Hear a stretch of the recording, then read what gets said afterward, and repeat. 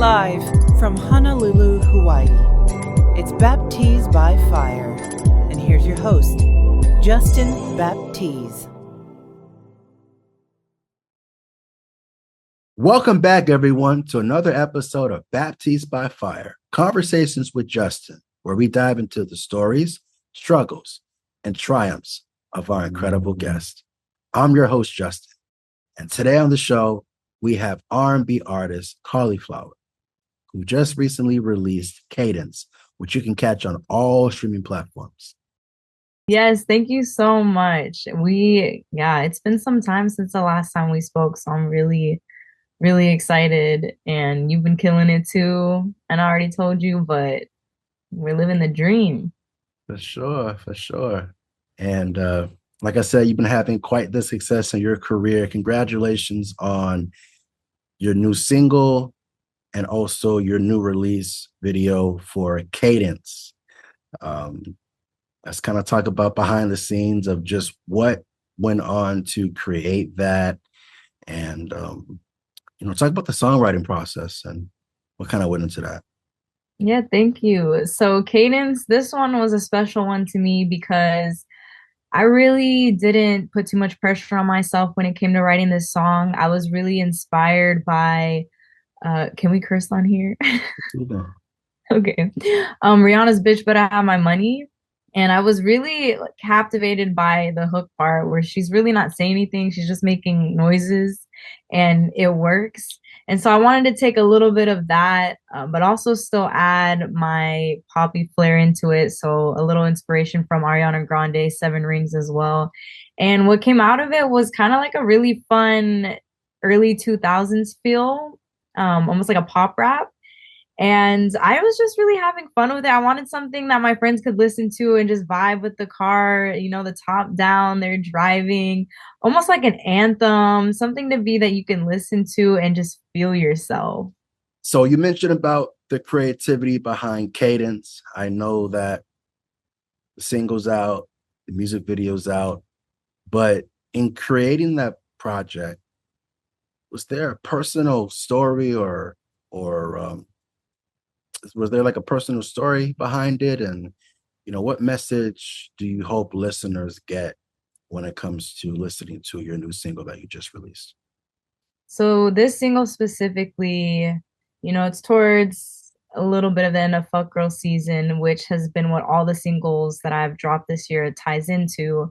But this one, it was more so after what happens when you deal with a fuckboy encounter and just having to bring yourself back up, remind yourself of who you are. And for me, I was really thinking about it from a perspective of if my ego could talk to myself, what would I be saying? Right? Like those moments when you get with your girls because they're the ones who bring you back to life after a situation like that. What is that feeling of that bounce back? So that was really where I took inspiration for Cadence from. Yeah, you mentioned about the No Fuck Girl season. Explain that to me. I know that you've been preaching that a lot, and especially with your music and your albums and just what you've been saying a lot. But just kind of elaborate on that. What is that? Where did you create it, and why that message? So Fuck Girl season is really the beginning of the story that I'm wanting to tell with pretty much these next 5 seasons that I'm gonna get into. But it's mainly, so it's 2 things. There's a deeper meaning behind it. So it is definitely where everybody starts within their human consciousness, right? Like we all kind of start in a place where we don't know what we don't know. We're very oblivious. We're just kind of almost chasing highs in life because we don't know any better. And that's really what Fuck Girl season is encompassing. However, I also want people to listen to these songs and just feel like they're transported to a better reality, because that's what it was like for me when I'm coming from the perspective of writing these songs and thinking about who I was when I was encompassing this fuck girl. So it's just a fun season. When people listen to it, I want them to vibe out. I want them to feel like they're in their vices, like they're just having a good time pretty much. But fuck girl season, let me also say this though. It is pretty much for the girls to also show that they too can be here for a good time, not a long time. Interesting. I guess that's the motto, huh? It is. Okay, okay. Interesting, interesting. Now, as I mentioned before, we've known each other for quite some time. We go way back. Um, you're from Hawaii. Not too sure what part of the island you're from, but I'm sure you can probably elaborate on that. Um, Mhm. how did growing up in Hawaii just shape your musical style and influence? And by any way, do you happen to incorporate, your Hawaiian heritage, if you are of Hawaiian descent, into your music? That's a great question. So I grew up in Pearl City, actually, was born and raised there till I was 8 and when I moved to Texas. But I still go back every year. I still have my whole dad side and some of my mom's side still down there. So I'm definitely still an island girl at heart. But I would say what really influenced my music the most is probably because I had young parents, which I know a lot of people from the island can relate to, and they listened to a lot of R&B and rap. When I was with my mom growing up in the morning, she'd be playing Destiny's Child. When I was with my dad, like he bought me my first 50 Cent CD. So I think it was a lot of musical influences that I had from my parents that really put me into the realm that I'm in right now. Now, eventually, I do still want to get to that very reggae island style sound that's so popular and known for in Hawaii. I want to get there, but that was never really my niche. I loved listening to it, but I just really gravitated to pop and hip hop and rap in that kind of area. So I would say that's the biggest influence. There's not a lot of island influences, but I think more so my influence comes within who I am as an artist, and being a part of the artistic community here in Dallas. I feel like I really try my best to bring that aloha spirit here because it's very different in the mainland, especially for those who know when they visit or move here from the islands. But I'm just very like supportive. I treat everyone like family. I love collaborating with people. One of my models is to put collaboration over competition. So I just think it's that aloha spirit that really just carries into everything I do with my music. Talk about your music. Now I gotta ask you, the move from Honolulu to Dallas. What has the music scene been like in Dallas, Texas? I mean, I'm sure your family probably had maybe a list of choices or maybe a couple of choices in the moving process, but just talk about what the scene is like in Dallas, Texas, and how do you like it, being there? Yeah, the scene here is almost like if you were in the developing stages of what LA's music scene was like before it got popping in New York and Atlanta. I think it's in a very developmental stage for music, but I think that in the next 5 to 10 years, it is going to be a pretty big staple, just especially with not just people moving here from Cali and areas like that, but I think Dallas is just like such a hub for creativity. Beyond just music by itself. But I think the scene is very creative, it's very collaborative. It's just growing and flourishing. And Houston's over here too, a little bit of a ways from Dallas, but I think their scene is on and popping, and I think Dallas is definitely up next to hit that type of standard when it comes to music scene. Now we talk about music. Now, you mentioned the '90s vibe, and I've known this about you for quite some time. You're a big fan of Ashanti, Destiny's Child, Ciara, to name a few. With you growing up in the '90s era, how did those artists influence you, and um, even the 2000s R&B? I know that was a crucial part of your career too. So elaborate on that for us. Yeah, I mean, as an artist, you want to create music you like, right? Because you're going to be listening to it over and over and over again. You're sharing it, and you're just a spokesperson for everything you do with it. So for me, that 90s 2000s sound is so nostalgic and it just brings back so many good memories. And it's almost timeless music because with TikTok today, right? Like you could be scrolling through and you hear a song by Cassie that was put out over 10 years ago and now it's on and popping again. It to me, it's just a very timeless era of music that anybody can vibe to and rock to. It reminds me of like the simpler times. And I think right now, with how saturated the music scene is, for me, it's just nice to get back to that almost like comfort food, but in a music style, right? Like it's a very comforting, nostalgic time period for me. And because I grew up listening to it so much, I think somewhere it's embedded in me when I'm creating music to gravitate towards those type of beats and melodies, and when I'm writing the lyrics, like what would they be saying when they're in love back in like 2005? So it's a lot of things. Is there a specific song that you first listened to that caught your attention? I would say one that caught my attention back then that still really influences me to this day, or I like to reference it a lot, is that one Cassie song, Me and You. And it's just such a simple song from the lyrics to the beat to the production, but it's so simple that it works. And I think she really brings like her girly style to it that makes it even better. Because to this day, I feel like you can put it on anywhere where you're at and people will still be rocking to it, still vibing with it. And so for me, if I'm not achieving something like that, then I'm doing something wrong. Makes a lot of sense. Makes a lot of sense. I mean, the more achievements, the better. Mm-hmm. Yeah, yeah. Now, it's been said that music comes naturally to you, if I'm not mistaken. You mentioned about the 90s era and how it's developed your creativity in music and how it's influenced you as well. Um, Talk about your younger days. I know you were involved with talent shows and performances. I mean, One Two Step by Ciara was, I think, a favorite or a memorable moment for you in your career. So, how did that, how did those talent and group performances kind of develop your performance style in your early development of your career?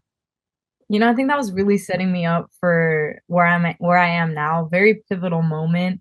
I was in private school. For those who don't know the story, I was in Catholic school, and every time the talent show would come around, I was like ready to sign up. I already had the song we were gonna do. I had like auditions for whoever wanted to be a part of it. I was taking this very seriously in like third and fourth grade.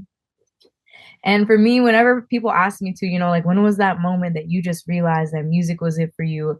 I can't ever pinpoint a moment, but I always think back to those talent shows because if I was taking the risk of doing something like one, two step in the church at a talent show, then I was like ready to risk it all? And so for me, it was so pivotal because I knew I loved performing. I knew it was like that 2000s R&B sound that I really gravitated towards. And the choreography and things like that, that's what I'm doing in my performances now. So it's just so cool to see something that happened back then and to see how passionate I was with it as a kid and how it translates to me now in my artistry. So I mean, it's just such a good story to tell and such a pivotal moment, I feel like, in my whole music career.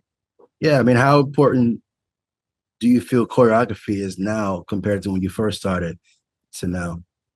I think it's important depending on what kind of artist you're wanting to be or your artistry to be consumed as. And for me, when I see someone like, I'll say Victoria Monet really, really inspired me to make sure that when I'm performing in venues, I have some sort of choreography to go with it. Because when I saw her on the stage do her thing, I was so mesmerized. And it's almost like it's one thing definitely to captivate audiences with your music. But I think when people are coming out for a live performance, you want to give them a little something more that's different from them, playing your music on their phone. And so for me, it's like adding in that choreography and having those like dance breaks and having dancers with me on stage, bringing the whole vibe. It really, really cultivates what I want that fuck girl experience to be. Yeah, shout out to Victoria Monet, one of my favorite artists as well. Talented artist for sure. Yeah, talented artist for sure. Yeah, I mean, I mentioned your musical interest and how those experiences helped you in performing these shows. But in regards to your artistry and being an artist, um, you've been an independent artist for quite some time. So just kind of walk us through being an independent artist. What motivated you to handle your own bookings and management instead of working with a label? And, the balance, right? The balance between your visions and business aspects of being an independent artist. So I would say the biggest thing and the reason why I'm independent right now is because before I came on the scene as an artist, I got my degree in journalism and I did music PR and marketing for artists for a little over 8 years.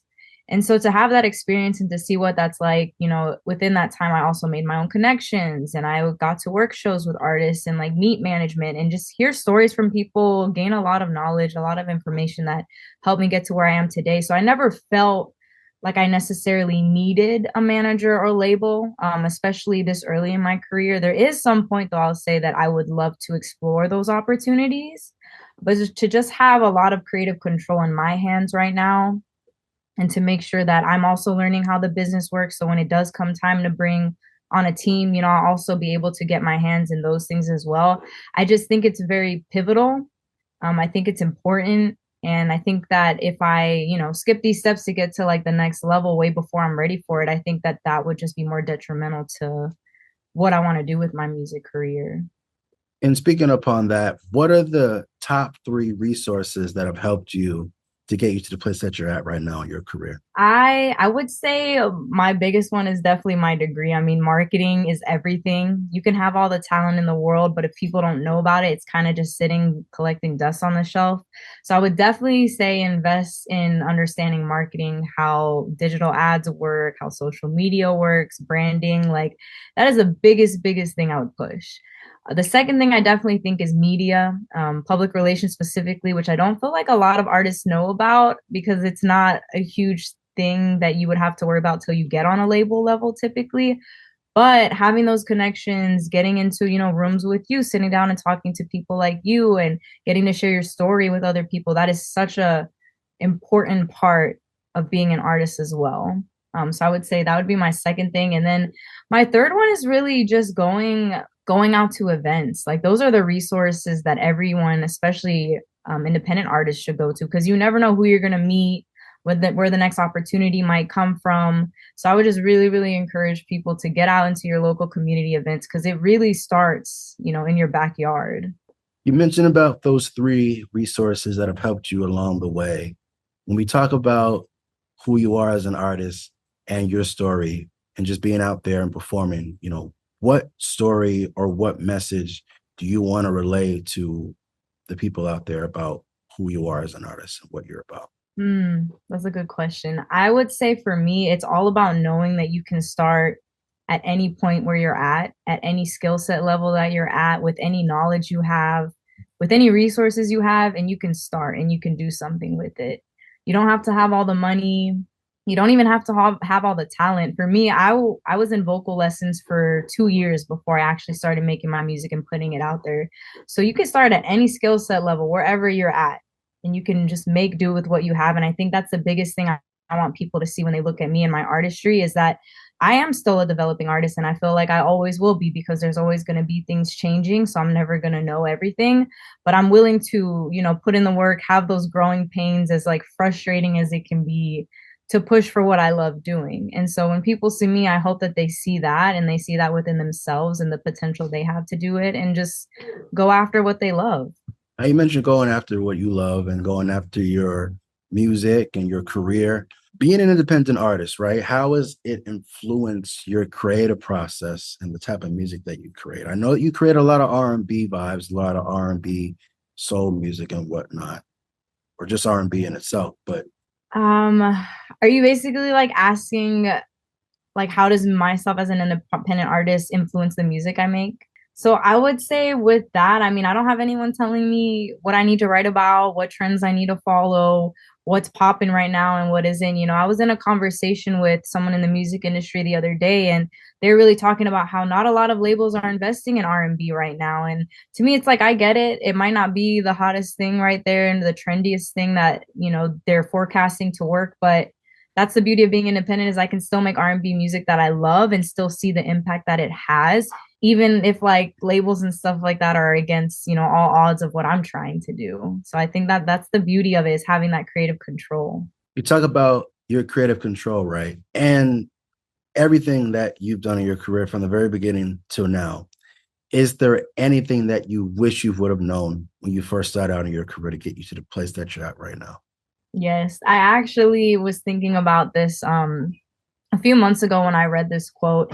And the quote basically said something along the lines of, don't seek attention when you don't even know who you are yet. And for me, I think a lot of artists starting out can relate to this. We want to be out there, we want to be seen, we want to be heard, we want to be the next big thing. And a lot of ego and stuff can be driving, all of our actions. But when other people's opinions start getting into the mix and people start commenting on your stuff or giving you feedback, and it might even be people in the music industry who have experience and they start telling you what they think, you have to be ready for that. And you also have to be ready to hold your ground on the foundation that you created for yourself as an artist. Because I feel like when you're seeking attention too early, it can start to sway and influence your decisions and what you're doing to the point where you might get lost in the sauce. So that's the biggest thing I would tell myself again, is to really know yourself before you start seeking that attention from people in the public. And knowing just that in itself, how do you block out the negativity? How do you stay focused? And how do you just be like, you know what, I'm just going to keep furthering and keep just doing what I got to do? How do you stay consistent? I think the biggest thing is just reminding myself that I'm not for everybody. That's the harsh reality of it. I know we all want to be loved, and when we put out music, we want everybody to love it as much as we do. But the reality of it is I know that I'm not for everybody, and I know that the people who find me and who I align with are going to be my people. So I just keep that in mind. I know that I'm here for a purpose. I know I wouldn't have such a burning passion for music in my heart if I wasn't meant to, pursue it and help other people in the midst of it. So it's just all about keeping your focus in your lane. And you can look in this lane and that lane to get inspiration and motivation, but just remember to get back in your lane and keep going on what you feel like your purpose is within what you're doing. For sure. Now, in your music career, you've released tons of singles. I know that you haven't released a music album yet, but when that chance happens, what kind of an album would you want to release? Have you thought about anything in regards to what your debut album would be? And just talk about some of the future goals that you have in your career. Yeah, so like I said, I do have a whole 5-year plan that I kind of laid out with my foundation for the story I'm wanting to tell. So when it does get to album mode, I do want it to be very storytelling. I want it to basically tell everything I've been trying to tell in the 5 years in a really beautifully wrapped project. For me, what I got really inspired when it comes to everything I'm doing with my music, it was from listening to Janae's album, her Trip album specifically, and just how she was able to really tell that story of hitting rock bottom, trying to get back up, falling back down again, and then truly reaching that ascension essentially. And so that's really what I want to encompass when it gets to that point. You mentioned the 5-year project or the 5-year plan. Just what inspired you to want to have a 5-year plan? Like, what is exactly a 5-year plan? I mean, I know it's like, I'm sure it's the beginning, the middle, or the present, and then the future. So the 5-year plan, just kind of walk us through what that is, because I'm sure there's a lot of 5-year plans when people talk about things like that. But just for you, can you elaborate on that a little bit?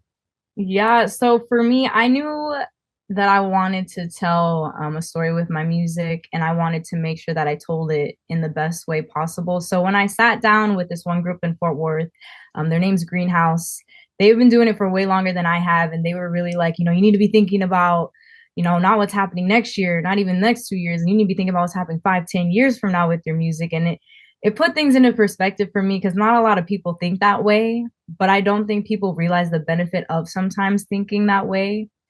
Because of course things can change, right? You can steer this way, this direction, new trends will pop up, new technology happens. But I feel like if you have that solid foundation, you can adjust your plan without having to pretty much start from zero and not know where you're going. Like I said earlier, just kind of getting lost in the sauce. So for me, having a 5-year plan was essential. One, because I like planning things out, because I know how like chaotic it can get, but two, also just making sure that no matter what happens, I have a solid foundation to fall back on.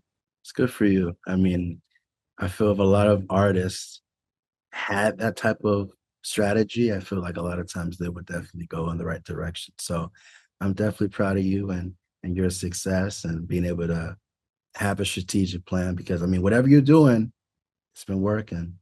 You've been killing it. So I'm definitely proud of you and your success for sure. Thank you so much. And I really appreciate it. I've loved seeing the growth that you and I have both had, chasing our careers and our dreams. So I really appreciate it from one creative to another. Thanks so much. I appreciate it, man. I appreciate it. And talk about your stage name. Last question for it. Last question for it. Talk about your stage name. Where'd you come with the creative process on that?